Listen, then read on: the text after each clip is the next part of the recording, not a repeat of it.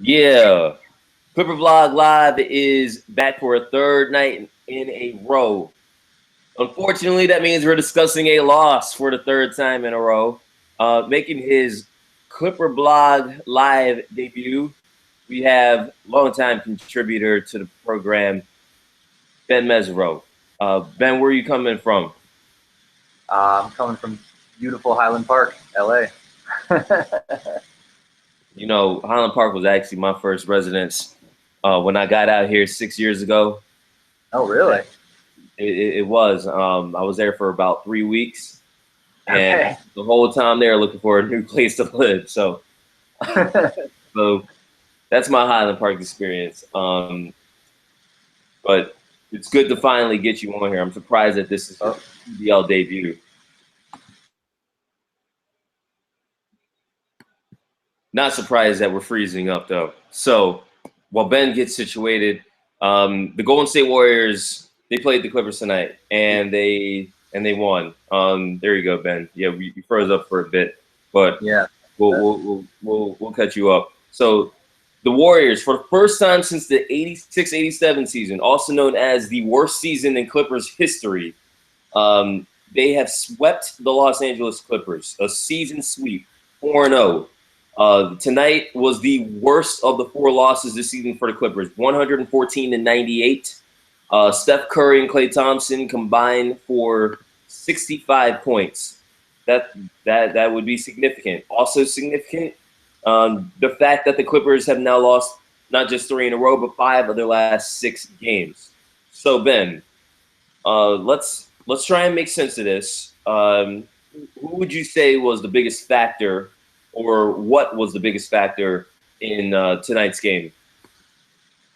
Well, they just they couldn't handle Clay. Clay smoked them. The defense looked confused, and he just kept doing it. It was surprising in the first half to me. Steph outscored Clay, but Clay's points felt a little noisier to me. You know, he hit that three, smoked Pierce on a couple cuts. I think he only had 7 points, but they were loud points. Yeah, I mean, even in the end, you look at the box score. Steph wound up finishing with 33. Clay finished with 32. Um, Steph and Clay actually finished this game. They were both on the floor to close this thing out. But the for me, the difference was in the first half, Clay was quiet. Like you said, he only had 7 points. He had only hit 1 3.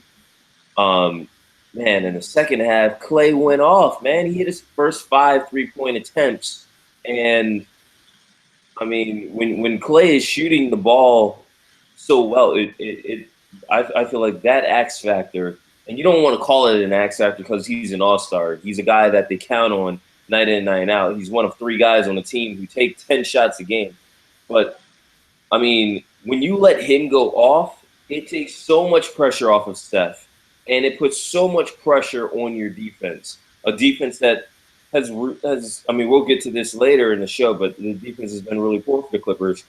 JJ had his struggles tonight, but really the entire team just lost a lot of discipline on the 3-point line. You let Steph and Clay hit 11 threes combined, and the Clippers only had 8 threes as a team. Um, you're probably going to lose, right?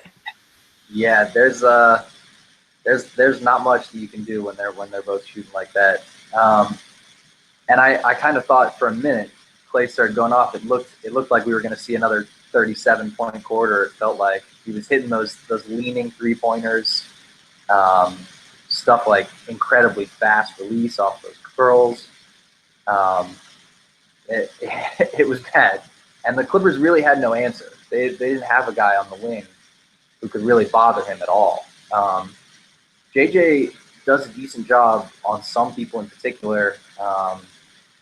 He's a good system defender, but he's not a shutdown kind of guy. He doesn't have the answer really, and we didn't see much of Luke Richard, the Prince.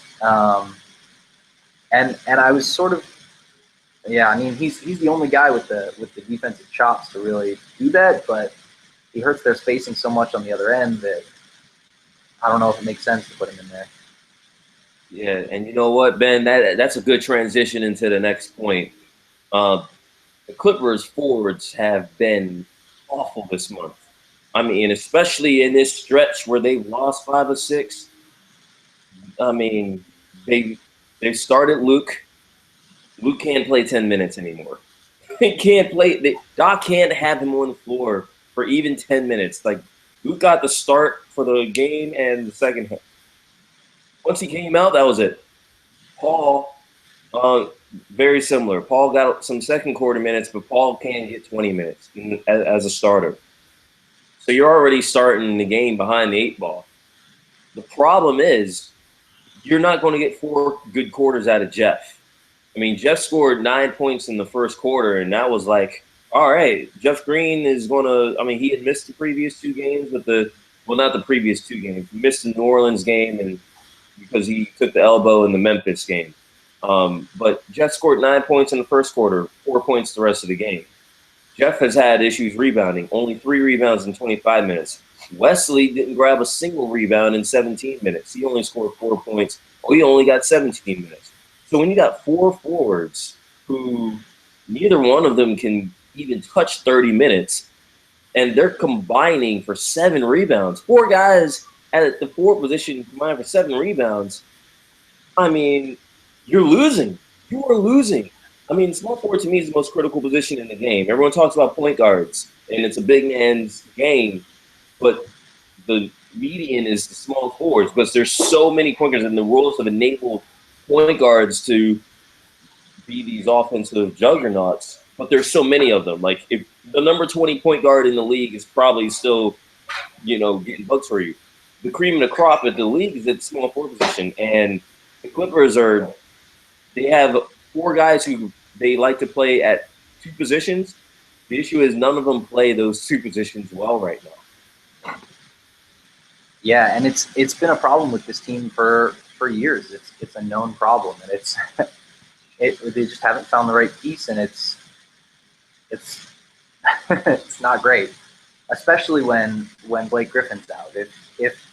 If Blake's in, you can kind of mask it with all the other things you can do, but if you're getting nothing from so many positions, from so many minutes, you have to fill the minutes with people who aren't really giving you anything. Yeah, it hasn't been great. They don't have anyone to lean on, basically. When JJ or Chris Paul are having an off night, there's nobody at the moment who can really step in. You kind of hope for that from Jeff Green, and you hope for it from Lance going into the season, but it hasn't panned out. Yeah, and I would say the big issue tonight was, simply put, the perimeter defense. It was rough. When you look at the small forward position, and when you're playing the Golden State Warriors, you got to look at both forward positions because of the lineups that both teams have been using. You obviously, your priority is defend the 3-point line, and on the other end of the floor, limit the second chance opportunities and the free opportunities you're giving Golden State. I mean, we can talk about rebounding, but the thing that I saw tonight was some of the worst transition defense the Clippers have played in a while. And that's what led to me. It's like, all right, some things are fatigue, but other things are, wait a minute, something's funky with just the aura of what's going on the floor. We saw, and this is what happened when the Warriors went on runs. The 8-0 run in the second quarter when Barnes hit back-to-back threes. You remember that run? Yeah. But in the second half, when the Warriors ripped off a 10-1 run and then a 7-3 run. And those were runs triggered by the Warriors getting out in transition. And the transition defense that I saw was really lazy. They didn't stop ball. They let guys get behind them. So, Ben, I know you've been keeping track of the issues defensively, but what did you see tonight that was unique to tonight, but also a part of this trend where they've been struggling this month? Yeah, you were talking about transition defense. I mean, there were at least 2 times that I remember that Draymond went coast to coast and nobody even came close to stopping him. he just he took it all the way down the floor. Not to mention the end of the first quarter when when everybody was looking for Steph to pull up and he just ran right past them. The easiest layup in the world. And I noticed in particular around the perimeter, the Clippers switching a ton, and the communication just didn't look right. They looked confused about who was switching and how often they were switching. They looked lost. I feel like people got open for cuts that they shouldn't have had. People were just kind of standing around in places that weren't good for the Clippers' defensive integrity. They it seemed like the plan was to switch just about everything. And to his credit, DeAndre Jordan did a not horrible job on Steph when they switched that pick and roll, but it seemed like they were a little inconsistent, or the switches happened kind of unevenly or too easily. And the Warriors take advantage of that. The Warriors are going to kill you on that every time. They have so many people who can pass and so many people who move the ball and are smart on the floor that if you make a little mistake, if you give them an opening, they'll stick a knife in it. Yeah, and again, like the first quarter, they played strong defense in the first quarter for the most part. But the issue in the first quarter, to me, that was going to carry them, that really never got corrected through the whole game, was they gave up easy baskets, both in transition and in the half court defensively. There was one play, Ben, I think it was the second quarter. Chris Paul was on Steph, and Paul Pierce was really the only guy in the paint and along the baseline. I think he was on Harrison. Harrison sets the back screen. Steph cuts in, and Chris gets picked off by Harrison. The pass is coming from top of the key, Andrew Bogut. Mm-hmm. The pass gets to Steph. He's wide open. It's a reverse layup, and Chris looks at Paul and is like, "What's going on?" And that's part of the issue of having Paul Pierce as your power forward in those lineups. But the other issue, again, it's like it's March, it's late March. Blake Griffin can only do so much, especially defensively, to help this team. That's an issue, man. That's a huge issue that we're talking about as far as defensive communication. It's like Blake is not the panacea to improve that end of the floor. And this was the end of the floor. The Clippers were excelling coming into the month, but it's dropped off to the point where, I mean, you wonder if they're going to figure it out in time for April.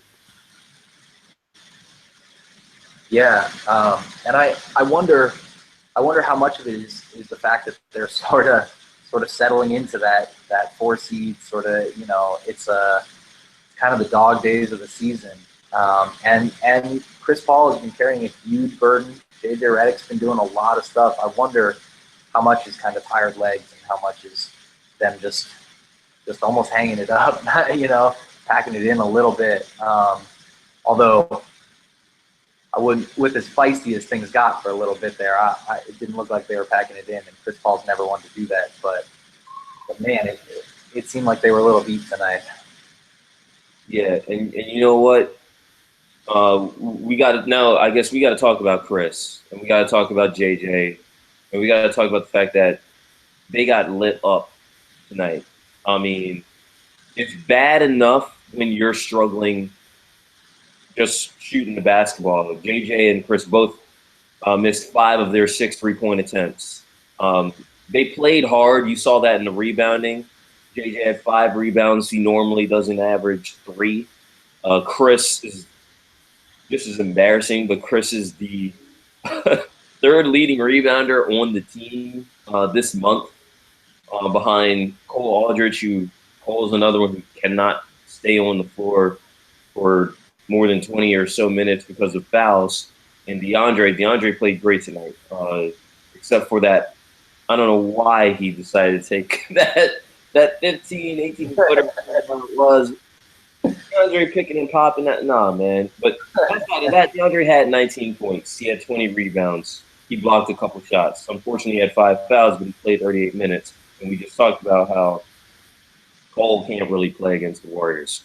So, I mean, but JJ and Chris, they combined to make only 8 of 29 from the field.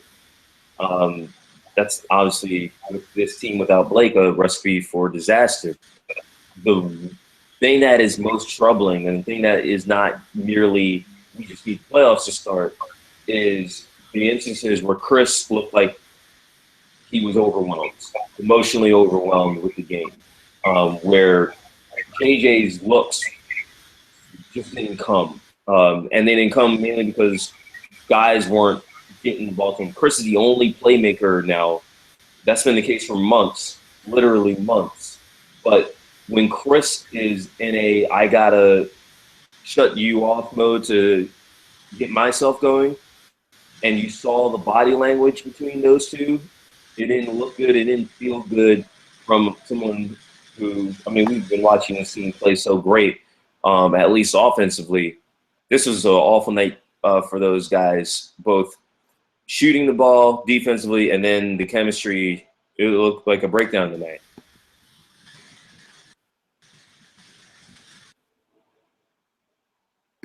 Well, my internet's bouncing in and out a little bit here. Yeah, Ben's got the Ben's got the freeze going. Um,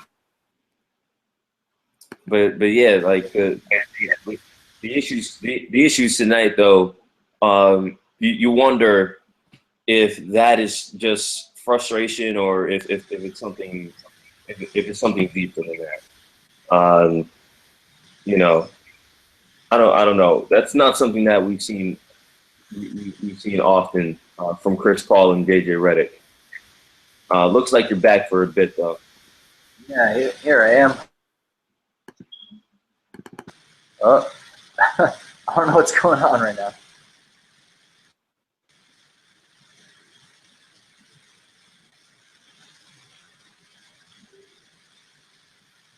Oh, sorry, Law. I don't know what's going on with my computer right now. Well, you're good. You're live now. All right. Yeah, DeAndre Jordan picking and popping. that was one of my highlights of the game for sure. I, I as much as I would like to see. Well, I don't know if I would like to see him expand his game, but I like the idea of him trying to do it at some point. That was not the right time for that. I think I missed a little bit, but the last I heard, we were talking about Chris Paul and JJ. Yeah. So like, yeah, just going in like, what are we to make of those two struggling on offense, struggling on defense, and then struggling to be on the same page tonight? Yeah, I mean, they've obviously both been carrying a pretty big burden lately. Been doing a lot of the heavy lifting on this team, and I think the reality is it's been a tough stretch, and those things kind of come out in this kind of environment. But it didn't look great for a minute there. They had a little bit of words. Chris missed him a little bit more than usual, and I don't know whether that was due to JJ sort of not looking great in the first half. A little vindictiveness from Chris or what exactly, but it didn't look great. It wasn't a good look for the two of them. But I feel like they'll get over it, and winning makes everything better. So if they can, especially tomorrow night, if they can come out and look a little bit stronger against Portland, a Portland team who's been struggling too lately, it'll make things a lot better. Yeah, and I'll tell you what, we can just skip to what the Clippers have to look forward to. This is another back-to-back for them, and this one against the Blazers.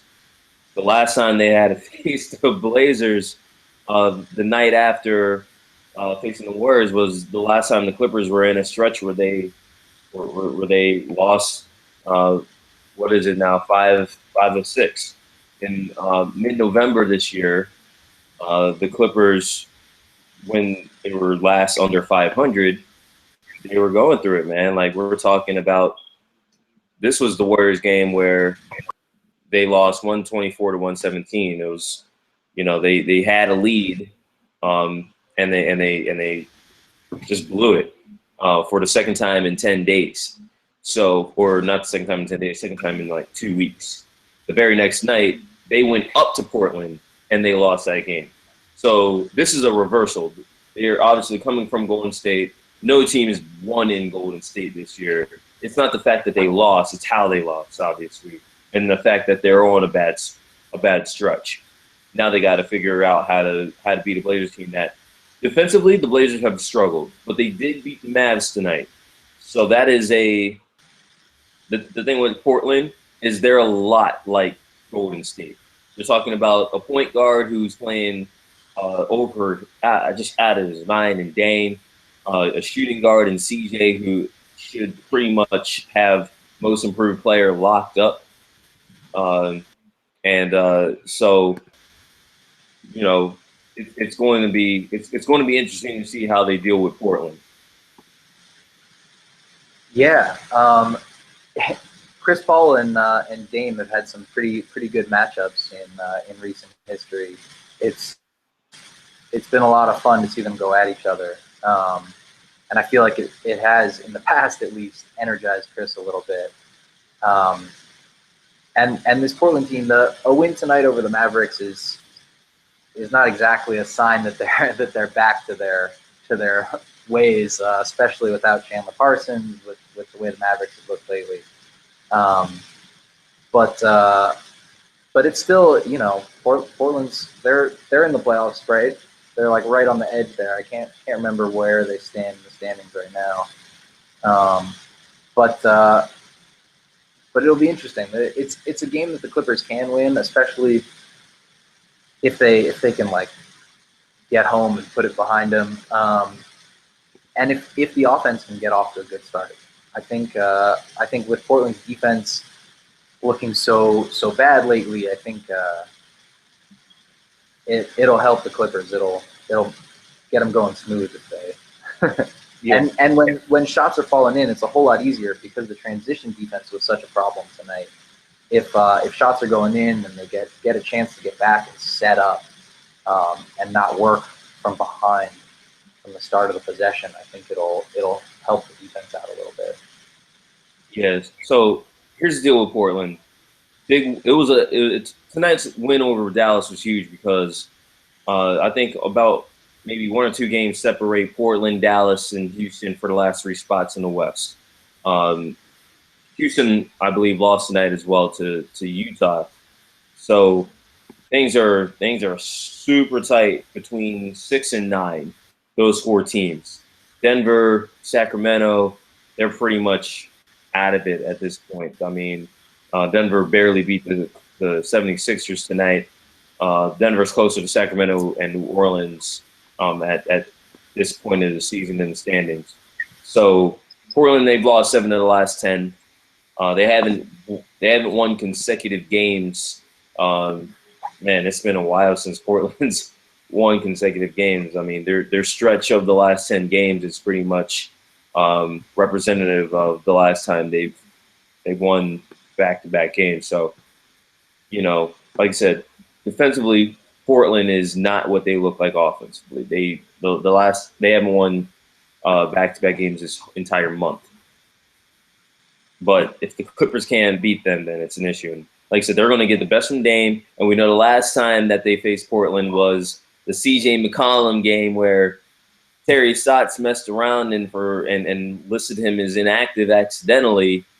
And obviously, Portland could have used him because the Clippers got off to a great start in the first half. Portland came back strong in the second half, but didn't have enough firepower to finish it off. So we'll see what happens tomorrow night. But any parting shots from you, Ben, after your ClipperBlog live debut tonight, besides the fact that the Play Black on this is going to feature a lot of you frozen in time?